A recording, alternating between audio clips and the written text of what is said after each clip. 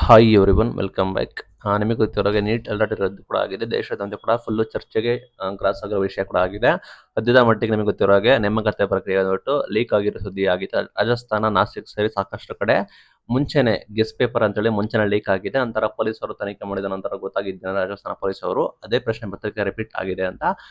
ಆ ನಿಟ್ಟಿನಲ್ಲಿ NITಗೆ ಮಾಹಿತಿ ಕೊಟ್ಟಿದ್ದಾರೆ. NIT ನಿಮಗೆ ಗೊತ್ತಿರೋ ಹಾಗೆ NTA ನಿಮಗೆ ಗೊತ್ತಿರೋ ಹಾಗೆ NTA ಬಂದ್ಬಿಟ್ಟು ಅಫಿಷಿಯಲ್ ಆಗಿ ರದ್ದು ಕೂಡ ಮಾಡಿದೆ. ಇದು ಎಲ್ಲ ಕಡೆ ಚರ್ಚೆಗೆ ಗ್ರಾಸವಾಗಿದೆ. ಇನ್ನು 6ರಿಂದ 7 ದಿನದಲ್ಲಿ ನಿಮಗೆ ಹೊಸದಾಗಿ ನಿಮಗೆ ಮರು ದಿನಾಂಕ ಎಕ್ಸಾಮ್ ಅನೌನ್ಸ್ಮೆಂಟ್ ಕೂಡ ಮಾಡ್ತಾರೆ. ಇಲ್ಲ ಎಲ್ಲರದ್ದು ಕೂಡ ರದ್ದಾಗುತ್ತೆ. ಏನು ಈ ಹಿಂದೆ ನೀವು ಬರೆದಿದ್ದೀರಾ ಅದು ಇನ್ವ್ಯಾಲಿಡ್ ಆಗಿರುತ್ತೆ.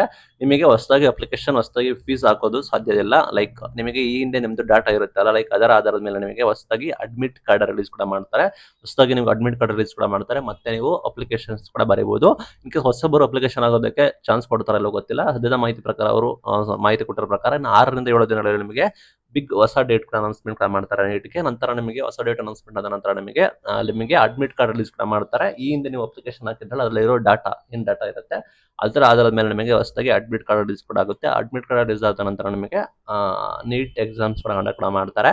ಬಿಕಾಸ್ ಯಾಕಂದ್ರೆ ಪೇಪರ್ ಲೀಕ್ ಆಗಿರೋದು ಎಲ್ಲ ಕಡೆ ಸುದ್ದಿ ಕೂಡ ಆಗ್ತಾ ಇದೆ. ಅದು ಇವತ್ತಿನ ಬಿಗ್ ಅಪ್ಡೇಟ್. Thank you.